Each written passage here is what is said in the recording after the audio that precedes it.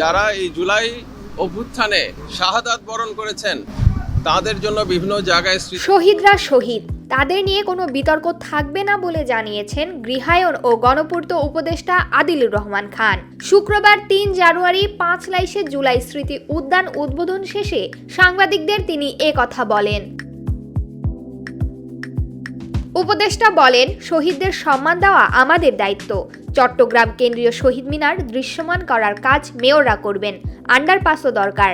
যারা অন্যায়, অবিচার ও ফ্যাসিবাদের ১৫.৫ বছরের অন্যায়ের বিরুদ্ধে সংগ্রাম করে জীবন দিয়েছেন তাদের স্মরণ করছি।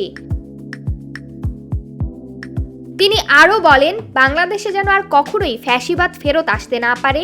আগামী দিনের প্রজন্ম যেন এই উদ্যানে এসে বা উড়াল সেতুর উপর দিয়ে যাওয়ার সময় তাদের কথা মনে রাখতে পারে, তাদের ত্যাগের কথা মনে রাখতে পারে। সেজন্যই মূলত উড়াল সেতু ও উদ্যানের উদ্বোধন।